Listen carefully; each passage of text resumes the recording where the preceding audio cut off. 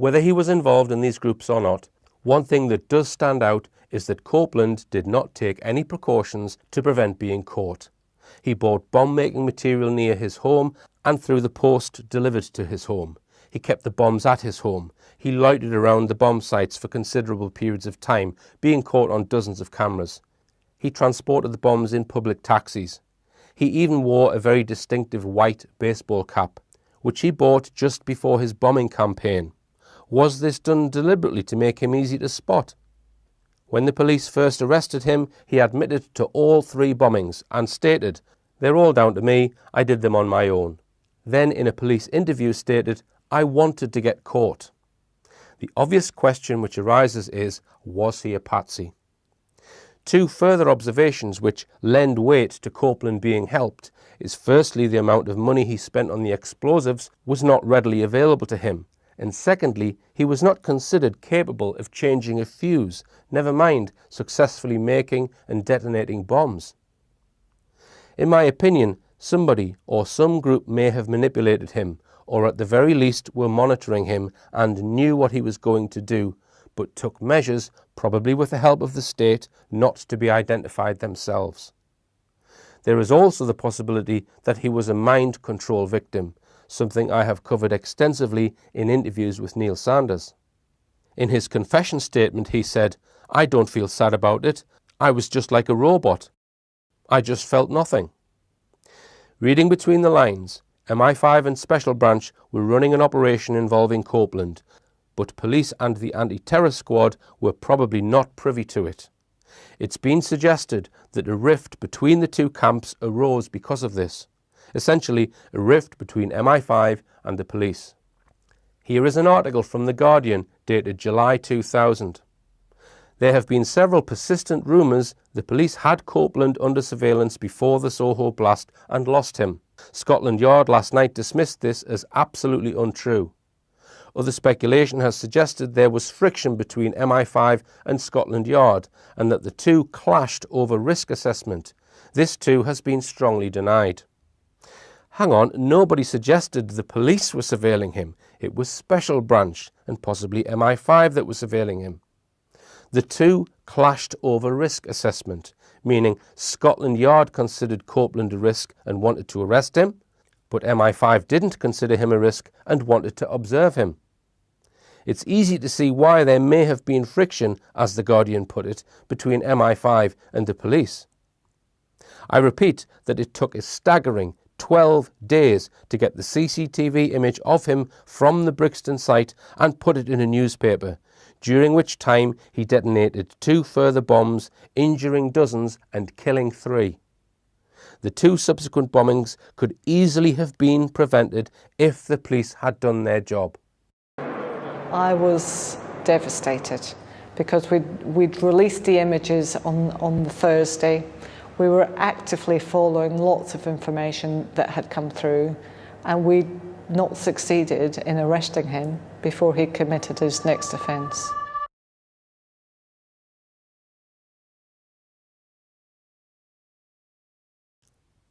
Let's now come on to Crime Watch and Jill Dando's involvement in the London nail bomber case. Just to remind those who aren't familiar, Crime Watch was a very popular BBC National UK TV programme whose purpose was to assist the police via public telephone appeals in solving crimes, and Jill Dando was one of the 2 main presenters. The timing of this particular TV programme is of great importance. As you will recall, the first bomb went off in Brixton on Saturday the 17th of April 1999. Crime Watch was a monthly programme and just so happened to be being aired on the 20th of April, just 3 days after the bombing. As part of my investigations, I have met and spoken to the Crime Watch studio director who directed that particular programme on the 20th of April. His name is Peter Morpurgo.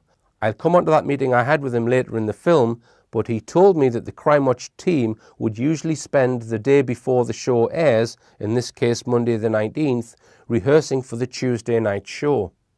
So to feature an appeal for the Brixton bomb, which only happened late on Saturday the 17th, was fairly short notice.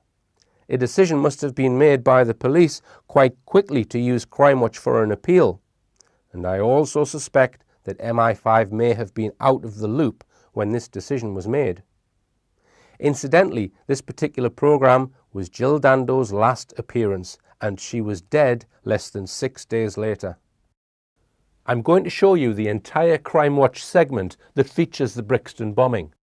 But first, I want to home in on one very important statement coming from a member of the public. This is towards the end of the show, and Jill is reading out telephone responses from witnesses. Well, following up with what Nick said earlier about the Brixton calls, several calls on that, some very good ones. Some people were seen on a roof in Brixton on the day with binoculars, but obviously we don't know whether they were connected or not. The claim of people being on a rooftop was repeated in a BBC article dated the 21st of April. It states, one caller reported people equipped with binoculars on a rooftop. As we saw earlier, Copeland was being observed and filmed before the Soho bombing and likely also before and after the Brick Lane bombing. The statement from this witness, however, suggests he was probably being watched, as it was stated, with binoculars, also on the day of his first bomb, the Brixton bomb. In order to investigate the claims of people on the roof with binoculars, I went to the Brixton bomb site to see if I could identify where such people may have been situated. Note that the buildings in that area have not changed since the events, so it was fairly easy to identify where any operatives may have been situated.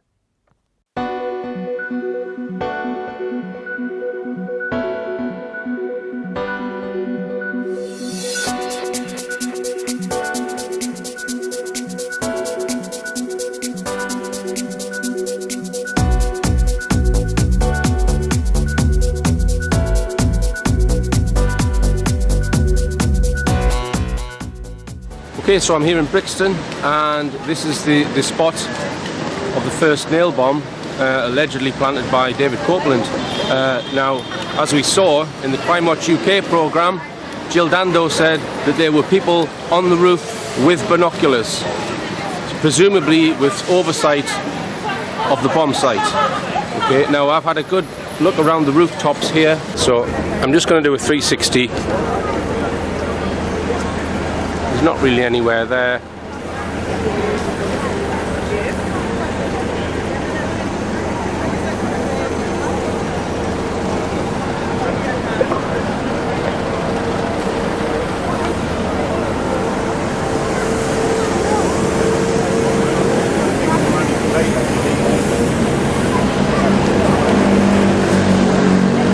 And really, I can only identify one place where they may have been, and it's just over my shoulder here on this rooftop.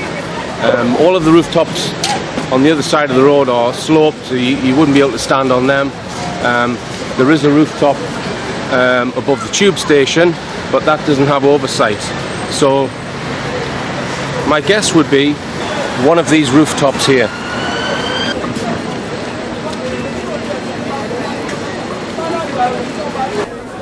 You can see there's not many rooftops got visibility of this. If I pan round. Well, you know, just another day in Brixton. Just another day in Brixton, he said. And yeah, I would say my money's on that building there. Of course, this one wouldn't have any visibility of the events. We've got a roof here. So this roof would obscure any view from that building, so it must have been on this side.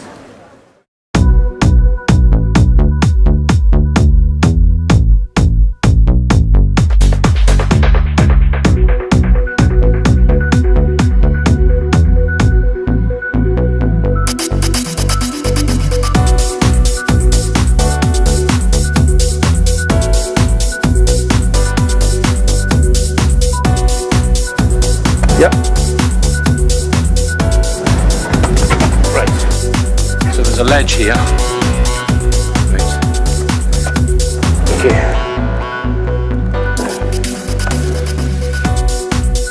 Right, I'm going to put the camera down. So, I managed to get onto the roof of the shops of Electric Avenue.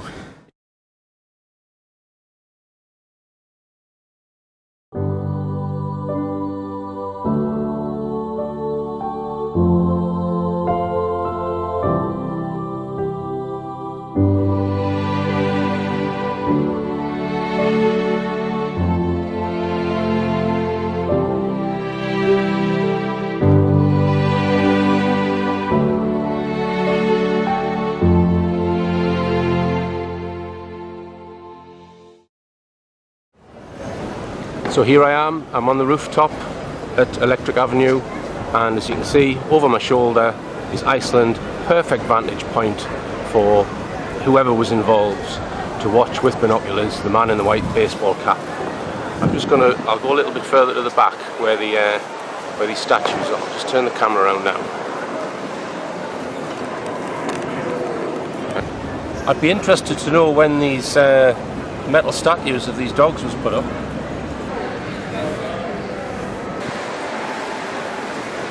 Isn't it strange that one of them is looking right at the site where the bomb went off?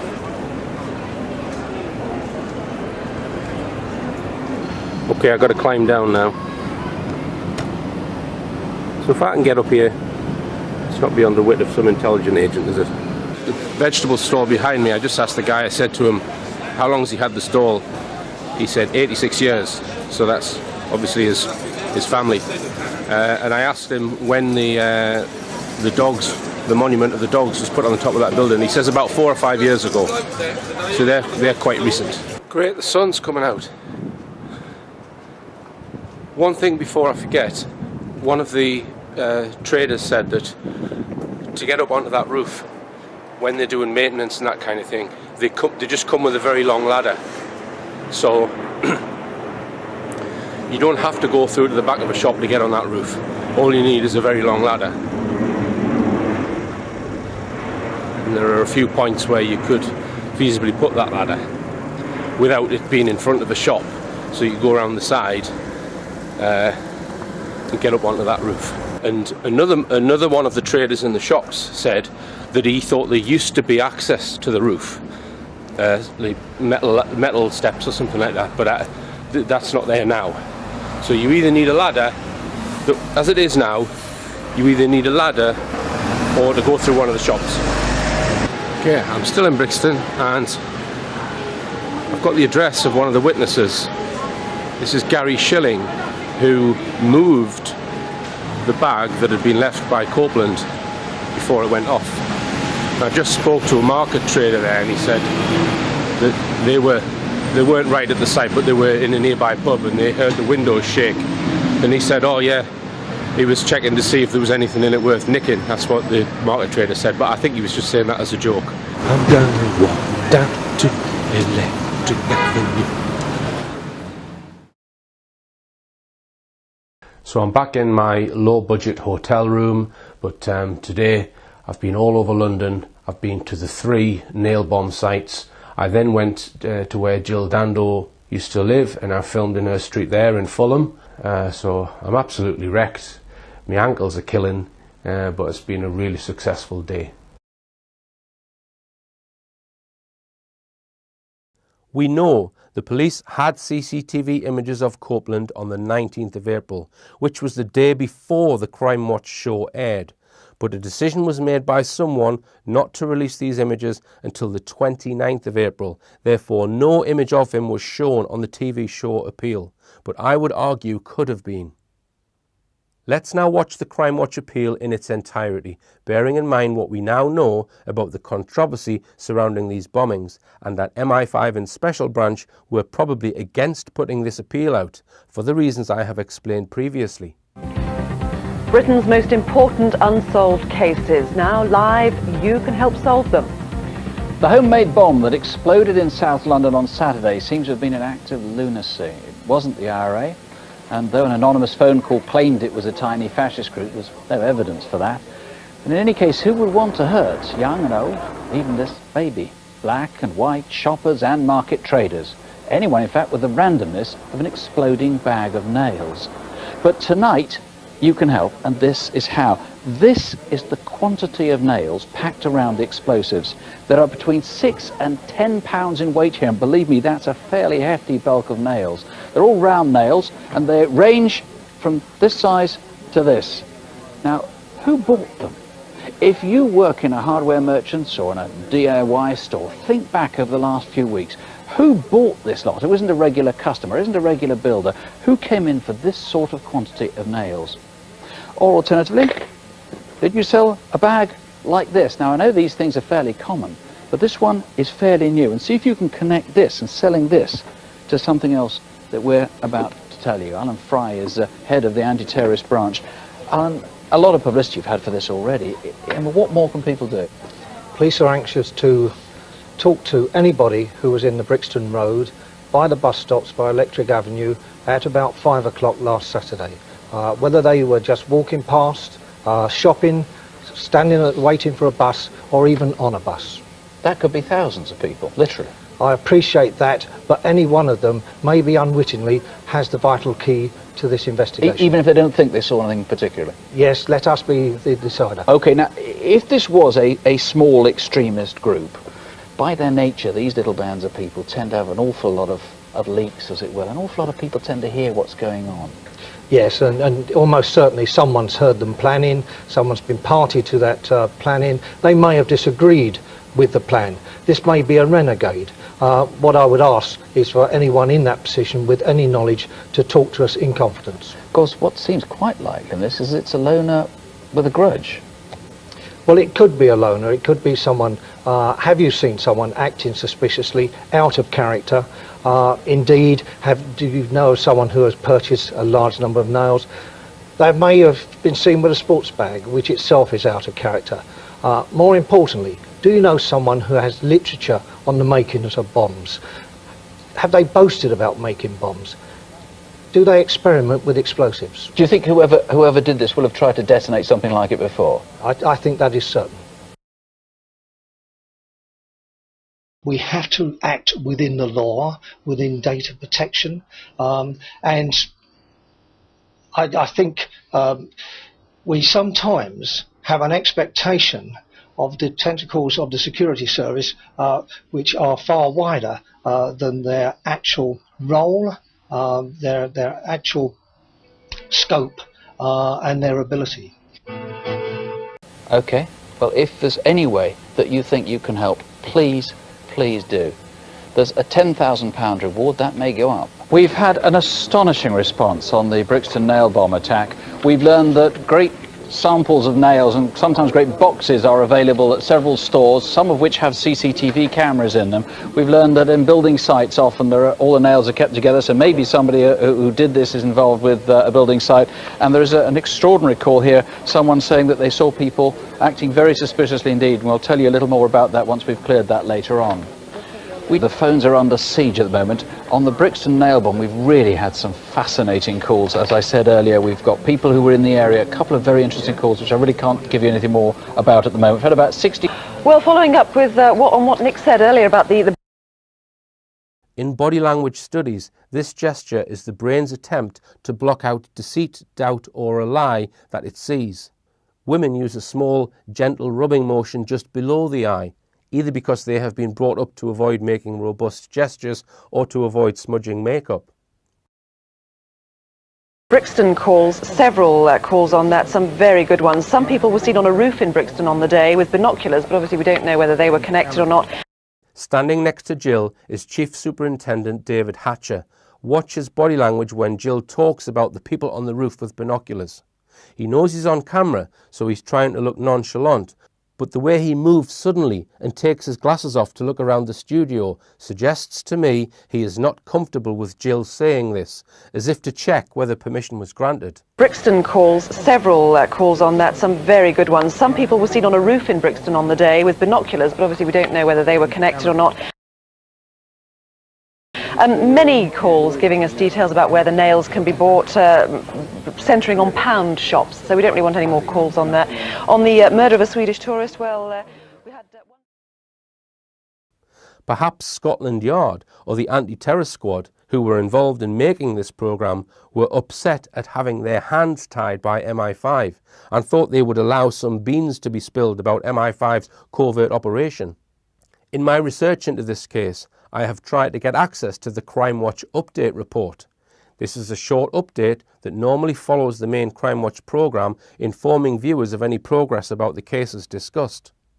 I offered to pay the BBC whatever price was required just to be able to view the update as part of my research. Not necessarily to use it in this film, but just for me to view it. And they replied, Hi Richard, I'm afraid we can't help with your request.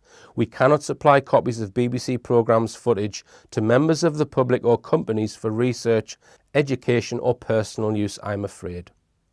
Isn't it a disgrace that a publicly funded organisation like the BBC will not allow me just to view an old programme, never mind include it in my film, which I know they have a copy of because I have met the Crime Watch studio director, Peter Morpurgo, who told me they were archived on 1-inch tape.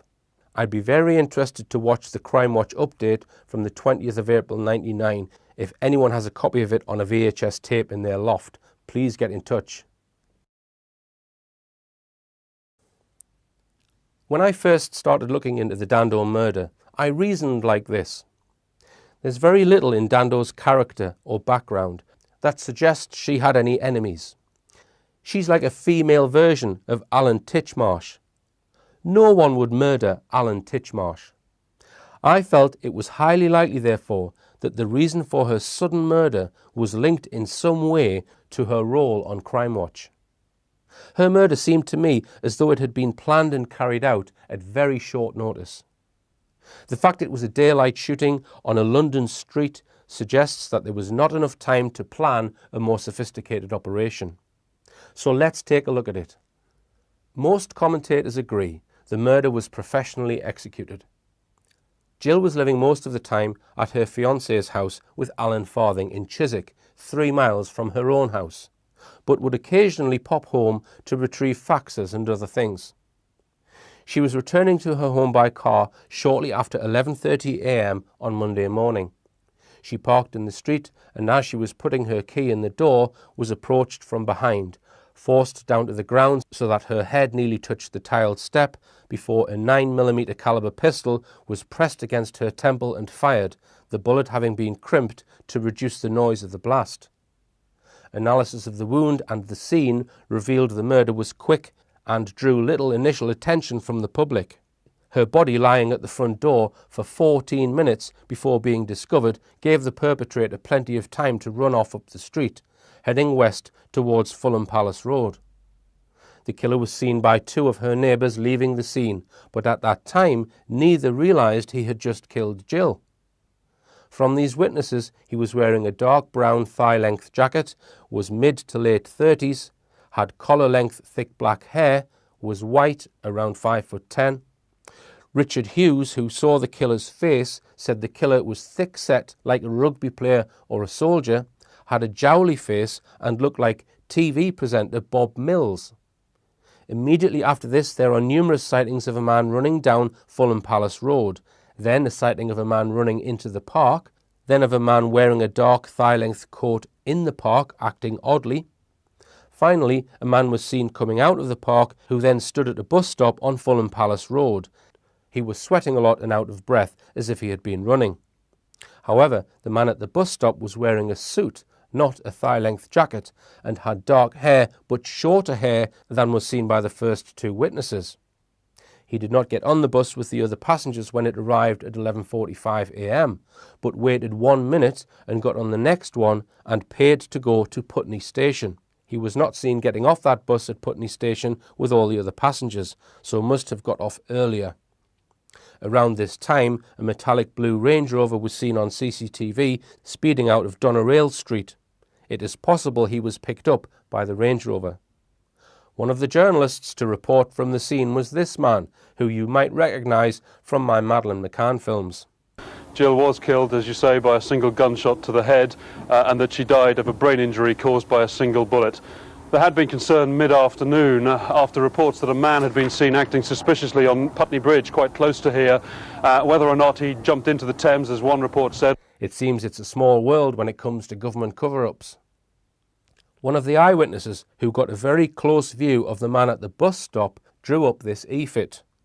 He described the suspect as slightly foreign-looking. The e-fit might be the killer, but there is considerable doubt about this, because this man was wearing a suit, not a dark brown thigh-length jacket, and had shorter hair. But for now, I want to stay on the possibility that the Crime Watch TV programme is linked to the motive.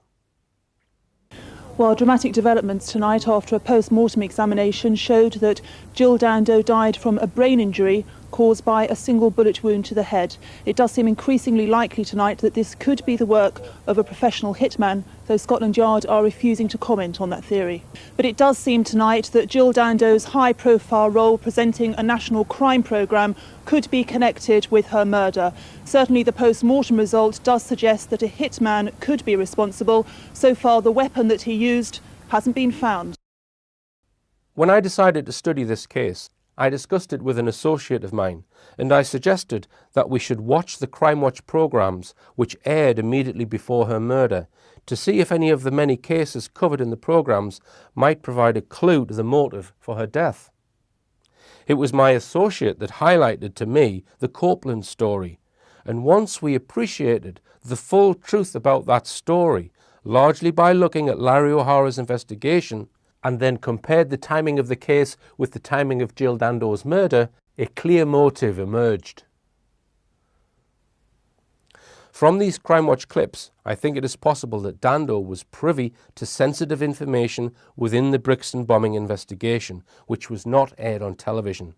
We know the CCTV image of Copeland was available the day before this show on the 19th of April. Did she see that image in the rehearsal because the police wanted to air it in their appeal but were prevented from showing it by MI5? Did Dando learn the name of David Copeland as being the main suspect as a result of either information from members of the public phoning the show or intelligence given to her by the police? Was the phone call police recorded alleging to be the bomber actually made by David Copeland, and had Dando heard that call? If she did learn information about the identity of the bomber 9 days before they released his photograph, which was also 4 days before the second bomb was due to be placed, and a full 10 days before the Soho bomb was due to be placed, would that not mean she was in possession of very sensitive information? Information that somebody could not afford to be made public? Let's also point out that the day after Jill was murdered, she was due to read the national 6 o'clock news live on television. I am not suggesting that she would have blurted out what she knew about David Copeland live on the news. I am just drawing your attention to the fact that she had a very high profile in the media and had numerous platforms available to her to put out information, even if she needed to put it out through a third party. Let's take a look at the timeline of events incorporating the Dando murder and the nail bombings. Saturday the 17th of April, Brixton bomb detonated, probably being observed by Special Branch and MI5. Tuesday the 20th of April, Crime Watch appeal, which received very good information, Jill Dando possibly gleaning information about the identity of the bomber. Saturday the 24th of April, Brick Lane bomb detonated. Monday the 26th of April, Jill Dando murdered. Thursday the 29th of April, Copeland's photograph appears in the media.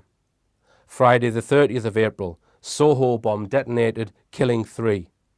Saturday the 1st of May, 1:20 a.m, Copeland arrested and admits to all 3 bombs. If Dando was murdered because of what she found out about David Copeland, it took 5 days to authorise the hit, find a suitable hitman or team, then plan and execute the assassination. That time frame, 5 days, seems quite plausible to me.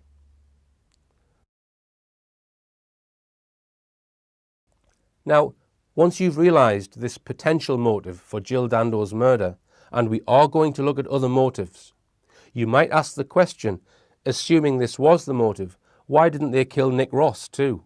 Or indeed some of the other police officer presenters who might have known the same information? Firstly, the other presenters and people behind the scenes do not have Jill Dando's media profile.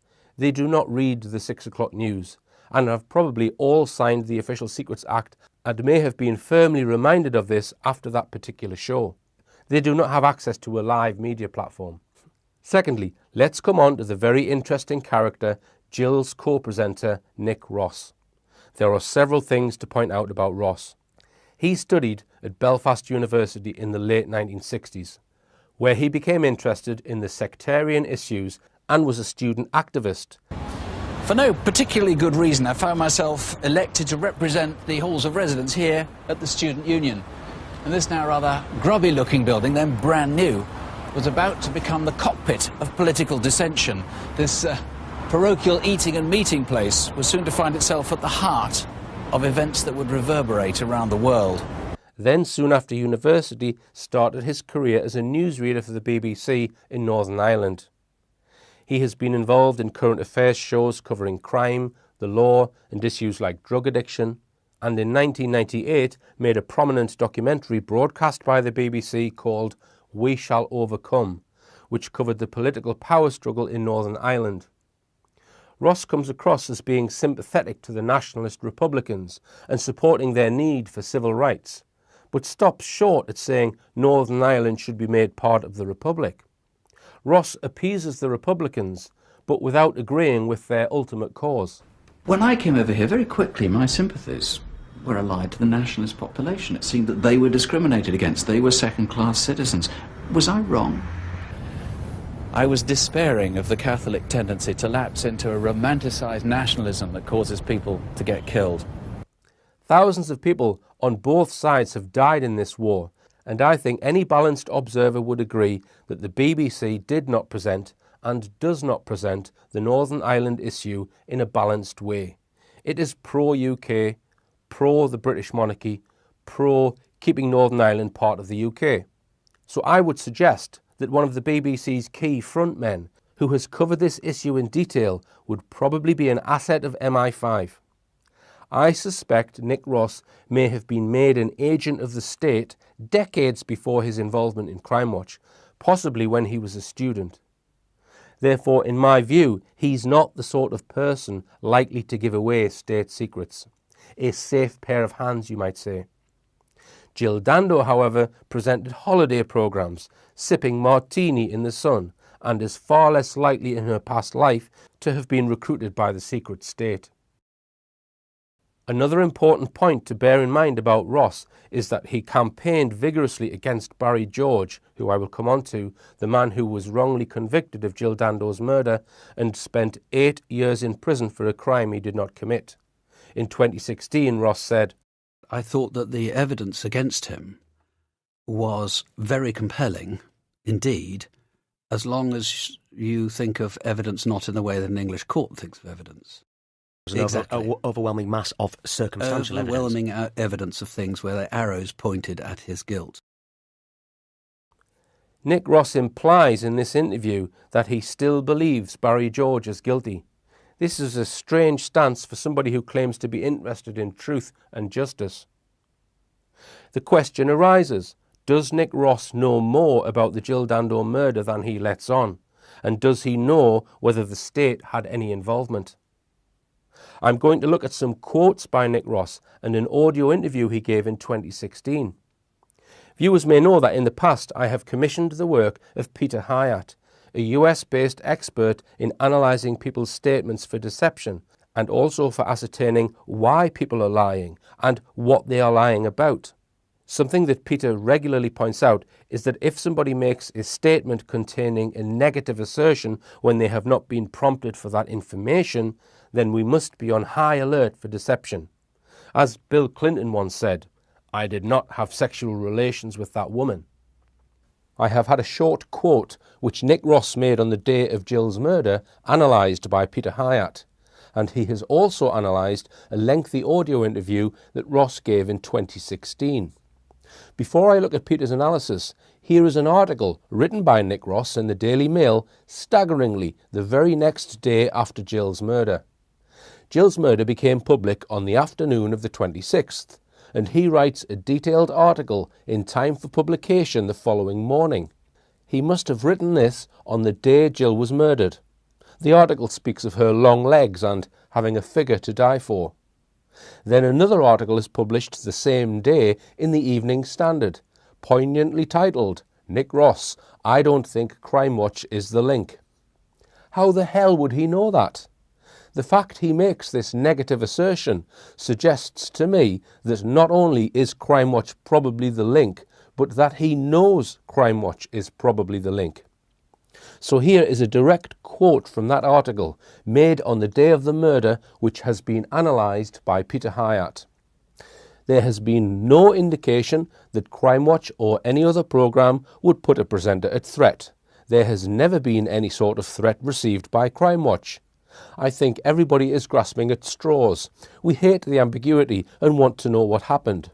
I don't just think it is premature, I think it is daft to look for Crime Watch connections, except as one of 100 other things that have to be looked at. I will present Peter's analysis of this statement in the next part of the film, along with his analysis of Nick Ross's 2016 audio interview.